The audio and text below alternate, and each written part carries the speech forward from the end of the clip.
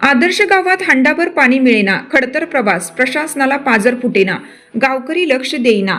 मसवंडी गावच्या आदिवासी महिलांच्या डोक्यावरील हंडा उतरेना। आबाल, वृद्ध, अंध, महिला, पुरुषांच्या डोक्यावर पाण्याचा हंडा। आदिवासींकडे गावकरी लक्ष देईना। शासन आंधळ झाले। योजनांचा बोजवारा, आंधळ दळतय, कुत्र पीठ खाते। एकीकडे भारत देशाने 78वा स्वातंत्र्य दिन मोठ्या उत्साहात साजरा केला। देश तंत्रज्ञान युगात उल्लेखनीय प्रगती करत असताना संगमनेर तालुक्यातील पठार भागातील पाणलोट क्षेत्रात उत्तम कामगिरी बजावून विविध बक्षिसात पात्र ठरलेलं एक आदर्श गाव मसवंडी आहे। परंतु याच गावांतर्गत असलेल्या आदिवासी वाड्या वस्त्यांवरील साधारण 1,500 आदिवासी समाजाच्या आबाल, वृद्ध, महिला, पुरुषांच्या पिढ्यानपिढ्या डोक्यावरील हंडा उतरवता आला नसल्याचे भयान सत्य समोर आलं आहे। आज येथील आदिवासी समाजाला हंडाभर पाण्यासाठी 1 ते 2 किलोमीटरपर्यंत पायपीट करत डोक्यावरून पाणी आणावं लागत असल्याची गंभीर परिस्थिती समोर आली असून पाण्यासाठी करावी लागणारी वणवण कधी थांबणार, तर आमच्या डोक्यावरील हंडा कधी उतरणार, असा गंभीर सवाल आदिवासी समाज उपस्थित करत आहे। मसवंडी गावातील वाजेवाडी, ब्राह्मणदरा, मळादेवी मंदिर परिसरातील साधारण 1,500 लोकवस्ती आदिवासी समाजाच्या वाड्या वस्त्या आहेत। येथील आदिवासी समाजातील तरुण, महिला, पुरुष यांना एका बाजूला पोटाची खळगी भरण्यासाठी आजूबाजूच्या गावातील शेतकऱ्यांच्या बांधावर मोलमजुरीसाठी जावं लागतं, तर वाड्या वस्त्यांवरील आदिवासी महिला, पुरुष, लहान मुले, वयोवृद्धांच्या वर्षानुवर्ष पाण्यासाठी सुरू असलेला संघर्ष संपत नाही। सकाळ संध्याकाळ त्यांना पाणी आणण्यासाठी तर हंडाभर पाण्यासाठी पायपीट करावी लागत असल्याचं विदारक चित्र दिसून येत आहे। यापूर्वी मसवंडी गावच्या ग्रामसभेत बोरवेलसाठी बंदीचा ठराव मंजूर करण्यात आला आहे, परंतु आदिवासी समाजाच्या वाड्या वस्त्या डोंगर भागात व उंचीवर असल्याने उन्हाळा जवळ आला की पाण्याचे स्रोत आटले जाते। यामुळे पाण्यासाठी वणवण करावी लागते। यापूर्वी जलजीवनची कामे झाली, परंतु पाणी पोहोचले नाही। आता सध्या हर घर जल योजनेचे काम सुरू आहे, परंतु शासकीय योजना म्हणजे आंधळ दळते आणि कुत्र पीठ खाते अशी परिस्थिती झाली आहे। येथील आदिवासी समाजाला शासकीय योजनांपासून वंचित राहावं लागत आहे। अधिकारी फक्त पगारापुरते काम करतात, सजेवर हजर नसतात, त्यामुळे शासकीय योजनांचा बोजवारा उडाला आहे। ब्राह्मणदरा येथील जिल्हा परिषद प्राथमिक शाळा, अंगणवाडीसाठी देखील पाणी पुरवण्यासाठी शासन, प्रशासन, ग्रामपंचायत असफल ठरली आहे। येथील शालेय विद्यार्थी देखील पाणी वाहताना दिसत असून त्यांनी अभ्यास कधी करायचा? पाणी टंचाईने येथील काही कुटुंब स्थलांतरित झाली आहेत।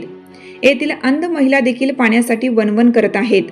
शासकीय योजना तर दूरच, परंतु प्रशासकीय यंत्रणेचे संबंधित अधिकारी देखील गायब झाले आहेत। ग्रामसेवक, तहसीलदार, गटविकास अधिकारी फक्त नावाला उरले आहेत। त्यांना खुर्ची सुटत नसल्याने सर्वसामान्यांचे प्रश्न सुटत नसल्याचा आरोप आदिवासी समाज करत आहे। आदिवासी समाजाचा पाण्याचा प्रश्न न सुटल्यास तीव्र स्वरूपाचे आंदोलनाचा इशारा आदिवासी महिलांनी दिला आहे। अहिल्यानगर जिल्ह्यातील मसवंडी गाव हे पाणलोट क्षेत्र विकासाचे एक आदर्श मॉडेल म्हणून ओळखलं जातं, जिथे लोकसहभागातून आणि वॉटरशेड ऑर्गनायझेशन ट्रस्ट संस्थेच्या मदतीने जलसंधारणाची उत्कृष्ट कामे करण्यात आली। एकता मित्र मंडळ आणि ग्रामस्थांच्या मेहनतीमुळे तर लोकसहभागातून हे गाव शाश्वत पाण्याचे उत्तम उदाहरण बनले आहे। गावातील तरुणांनी आणि ग्रामस्थांनी श्रमदानातून पाणलोट विकासाचे काम केले आहे। WRT संस्थेच्या मार्गदर्शनाखाली शास्त्रोक्त पद्धतीने पाण्याचे नियोजन व भूजल संवर्धन करण्यात यश आलं। हे गाव पाणलोट क्षेत्र विकासासाठी एक मॉडेल म्हणून विकसित झाले आहे। परिसरात चराईबंदी आणि कुऱ्हाडबंदी, बोरबंदी सारखे नियम पाळून निसर्ग संवर्धनाला चालना दिली गेली आहे। सह्याद्रीच्या पर्जन्य छायेच्या प्रदेशातील गावांसाठी एक आदर्श गाव मानले जाते। आम्हाला पाणी लांबून आणावं लागतं, आंधळे पांगळे त्यांना पाणी आणता नाही येत। आम्हाला गावातून काय सोय करून देणार एवढं सांगा, नाही तर आम्ही आमच्या पद्धतीनं सोय करू।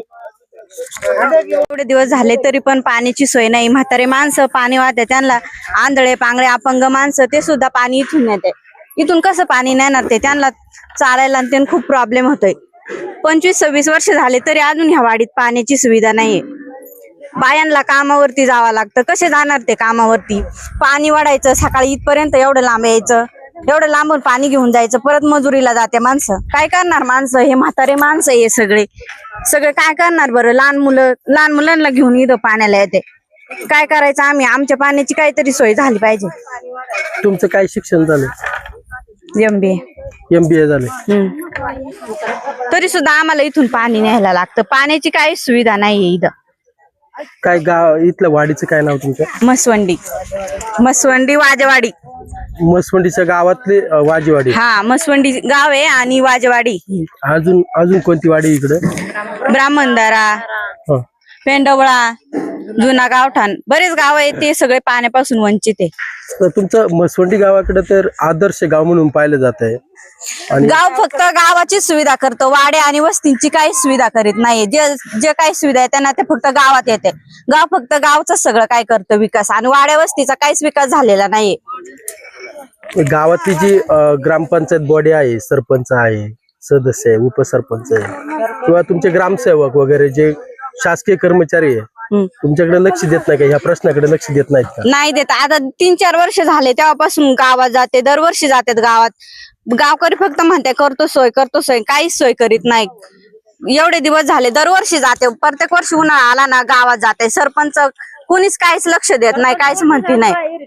सरपंच म्हणते ही विहीर पण सरपंचाचीच आहे, आणि सरपंच म्हणते का आमच्या विहिरीचं पाणी न्या. त्यांच्या विहिरीचं पाणी नेतील माणसं, पण एवढं लांबून कस काय नेणार? हे म्हातारे माणसं, अपंग माणसं कस काय पाणी नेणार बरं? साधारण या विहिरीपासून तर तुमची जी वस्ती आहे याचं अंतर किती आहे? अंतर असन 2 किलोमीटर. 2 किलोमीटर. हा, म्हणजे 2 किलोमीटर. हा, दररोज 2 किलोमीटर जायचं पाण्याला. सकाळी माणसं पटकनच उठून, इथं एवढी बघा किती गर्दी आहे, एवढी गर्दी राहते. कोणला पाणी घेणार ना? प्रत्येकाला मजुरीला जावं लागतंय. प्रत्येक जण ज्याचं त्याचं आवरण्यासाठी पटकन उठतंय. एवढ्या बायांनी काय करायचं बरं? आणि पाणी वाढायला फक्त 2 चाक आहे. एवढ्या माणसांचं कसं होणार? तर तुमच्या गावाचे जलजीवनच्या योजनेचं काम चालू आहे ते आमच्यापर्यंत पोहोचलेलंच नाहीये. जलजीवनचं जे काम चालू आहे ना, त्यांनी फक्त गावापुरती पाईपलाईन केली आणि गावासाठी सगळं काय करते. ते टाकी बांधून ठेवली, इकडे एक सुद्धा पाईप गाडलेला नाही, इकडे पाईपाचं काहीच केलेलं नाही, पाईपलाईन सुद्धा काहीच केलेली नाही. त्यांनी फक्त गावासाठी केली. आणि गावात पहिलीच टाकी आहे, त्यांना पाणी भरपूर राहते, ते गावापुरतीच आहे. फक्त पहिली जी पाईपलाईन आहे ना, ती पण गावापुरतीच आहे. गावातच फक्त पाणी, इकडे बाकी कुठंच नाही. वाड्या वस्तीवरती कुठंच पाण्याची काहीच सोय झालेली नाही. म्हणजे तुमचे आज जे मसुंडी गावातल्या वाड्या वस्त्या आहेत त्या आज पाण्यापासून वंचित आहेत? आज पण पाण्यापासून वंचित आहे. फक्त मसुंडी गावातच पाणी, जेवढ्या वाड्या वस्त्या आहे ना साईडला, सगळ्या कोणत्याच वाडीत पाणी नाहीये, आणि त्यांनी कशाची सोय केलेली नाहीये. काय नाव तुमचं? रोहिणी काळे. काय सांगाल, पाण्याची काय परिस्थिती आहे तुमच्याकडे? लय बेकार परिस्थिती आहे आमच्याकडे. हे लहान लहान मुलं, यांना एक हांडा घेऊन जावं लागतं इथून पाण्याला. तिथून पुढे त्यांना शाळेत जावं लागतंय. इथून ते बदगीला शाळेत जातात. आता पाणी नाही आणते तर आंघोळ करायची कशी, कपडे कसे धुवायचे, सगळं इथूनच न्यावं लागत. आंघोळीला, कपड्याला, याला त्याला. आम्ही काय करायचं बरं? कामावर जायचं मजुरीला का पोरांचं शिक्षण करायचं, काय काय करायचं आम्ही? एवढ्या 2-4 पिढ्या झाल्या आमच्या, अजूनपर्यंत कोणीच पाणी दिलं नाही या वाडीमध्ये. एवढ्या आमच्या आदिवासी वस्त्या, एवढ्या वस्त्यांना अजून पाण्याची गैरसोय आहे. एवढी सरकारला विनंती आहे का आम्हाला लवकरात लवकर पाण्याची सोय करावा. गावातले जे पदाधिकारी आहे किंवा तुमचे शासकीय कर्मचारी, ग्रामसेवक वगैरे आहेत, ते तुमच्याकडे लक्ष देत नाही का पाण्याच्या संदर्भामध्ये? नाही लक्ष देते. आम्ही गेल्या वर्षी पण गेलतो गावामध्ये, मिटिंग घेतली, सगळं केलं, पण काय लक्षच नाही दिलं कोणी. एवढा अख्खा उन्हाळा आम्ही डोक्यावर घेऊन पाणी नेऊन काढला, तरी पण गावाने कुणीच लक्ष नाही दिलं. बाळा, तू शाळेत कोणत्या वर्गामध्ये? 10वीला आहे. कुठे शाळेला आहे? बदगीला. दररोज पाणी व्हायला लागते? म्हणजे पाणी वाहिल्यानंतरच शाळेत जायचं? बाळा, तू कितीला आहे? 6वीला. तू 5वीला. तू 3रीला. तू पण पाणी वाहते का? कशाने पाणी वाहते तू? कळशीनं. शाळेत कुठे आहे तू? आश्रमशाळा. कुठली? मसवंडी. बाई, तू कितीला आहे शाळेत? 8वीला. कुठल्या शाळेत आहे? बदगीला.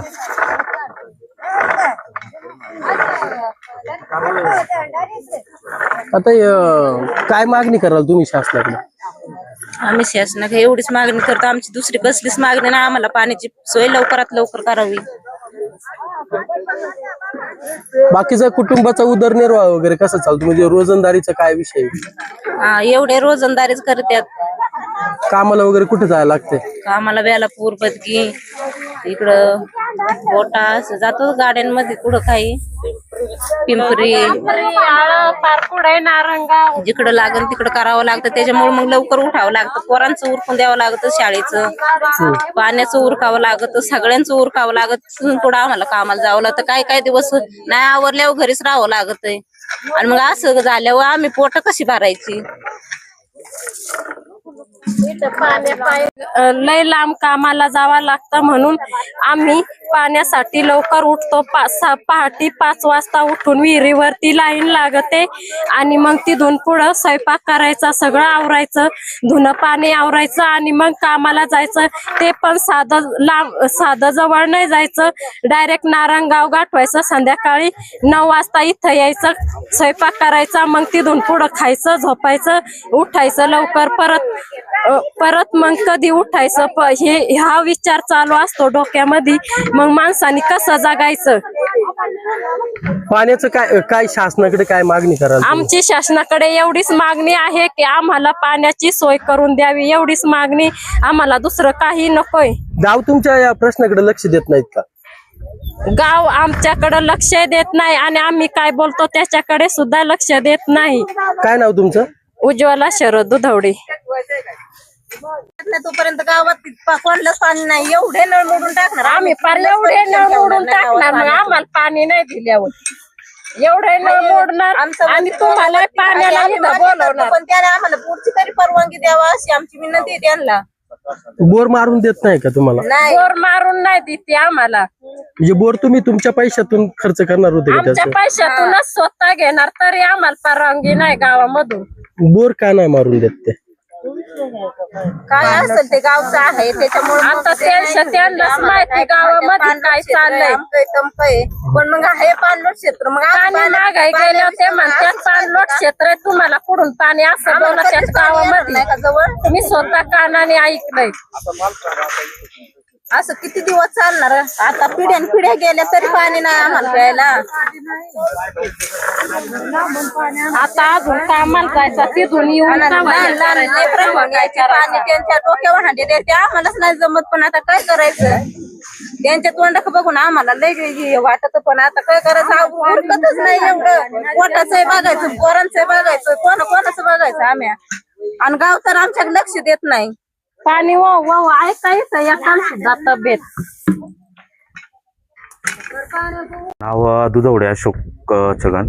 इथं या ठिकाणी जे पेंडवळा असेल, वाजेवाडी असेल, ब्राह्मणदारा असेल, हे सर्व भाग हा मसवंडी बोट्याच्या याच्यामध्ये अंडरमध्ये येतो. तर या ठिकाणी गेली 20-25 वर्ष झालं कुठल्या प्रकारची सार्वजनिक योजना असेल किंवा विहिरी असेल या कुठल्या प्रकारच्या योजना इथं राबवण्यात आलेल्या नाही. आणि अशा म्हणावा असे रस्ते असेल किंवा असे काहीच नाही. आणि या ठिकाणी एक 20-25 वर्षापासून एक गावाने जो गावामध्ये बोरबंदीचा ठराव घेतलेला आहे, यापासून आम्हाला शेती असेल, रोजगार असेल, या सर्व समस्यांना सामोरे जावं लागतं. या ठिकाणी जर एखादा बोर असला किंवा जर आज आमची 2-3 एकर शेती, तर ते शेती न करता आम्हाला दुसऱ्याच्या गावामध्ये, आता हे शेजारी गावी रोजंदारी असेल किंवा प्रत्येकाला, फार तो मुलगा असू दे किंवा एखादी लेडीज किंवा वयस्कर व्यक्ती, सगळ्यांना रोजंदारीसाठी बाहेर गावासाठी जावं लागतं.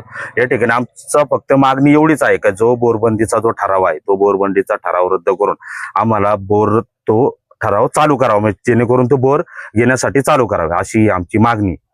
आता या तुमच्या ज्या वस्तीवरच्या महिला आहेत, दररोज पाणी वाहताना पाहायला मिळतात आपल्याला. गाव आणि किंवा शासन या प्रश्नाकडे लक्ष देत नाहीत का? नाही, कुठल्याच प्रकारचे नाही. गावाला आम्ही वारंवार गेले 2 वर्षापासून आम्ही समस्या मांडतोय बा तुम्ही ते.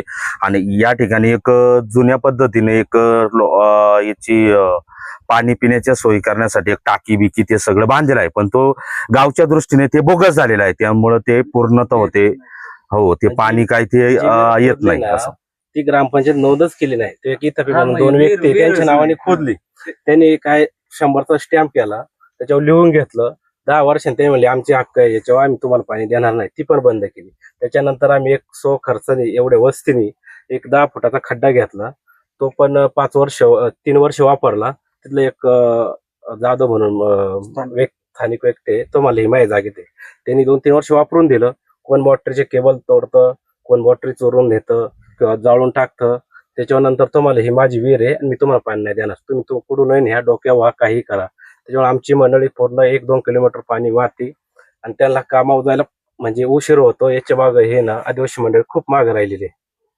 त्यांना कसं आहे माहिती का, इथून गाड्या करून खाली जातात पिंपरीला, इकडे तिकडं कामाला जातात, तिकडून यायला उशीर होतो, सकाळी कामावर जायला उशीर होतो आणि त्याच्यामुळे ही सगळी पिढी माग होत चाललेली आहे.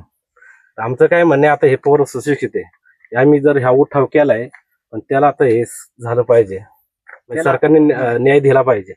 मग तुमच्या आता ग्रामपंचायत किंवा प्रशासन वगैरे यांच्याकडे तुम्ही आम्ही पाण्याचा मागणी केली, त्यांनी सांगितलं तुम्हाला 5 ते 4 बोर देतो आम्ही सार्वजनिक ठिकाणी, पण ते काय होतं, माझ्या ठिकाणी घेतला मी काही दिवसांनी हक्क गाजवणार, यांच्या ठिकाणी घेतला हा हक्क गाजवणार, त्याच्यापेक्षा आम्हाला पूर्ण मोकळा पाहिजे, बोर याच्या उठावासाठी मोकळे पाहिजे, प्रत्येकाने ज्याची त्यांनी घ्यावा अशी आमची अपेक्षा आहे.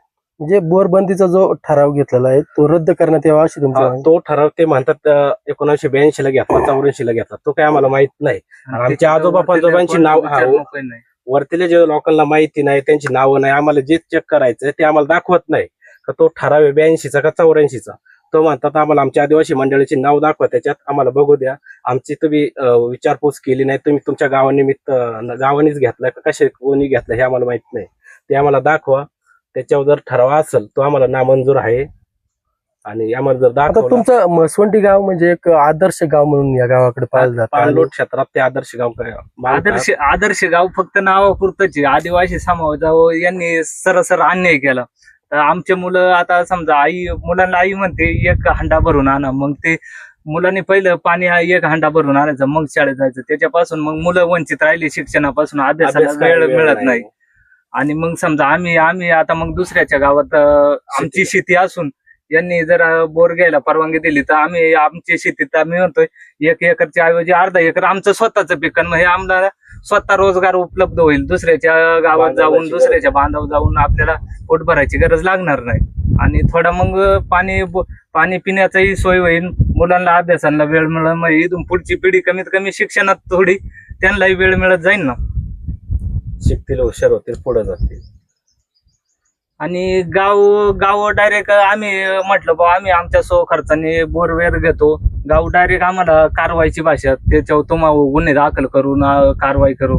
मग आमची एकच मागणी का आम्ही सगळे 3 वाड्यांची लोकसंख्या मिळून आम्ही हा निर्णय घेतलाय का आपण आपल्याला स्वतः पिण्याची पाण्याची सोय करायची, तुम्हाला जी काही कारवाई करायची ती सगळे आपले मुलं महिला सगळे काही 400-500 लोक आहेत त्यांच्यावर त्यांनी रितसर कारवाई करावी. त्यांना आम्ही मग सगळे त्या कारवाईला सामोरे जाऊ त्या कारवाई. महासत्ता न्यूज प्रतिनिधी सतीश फापाळे, घारगाव.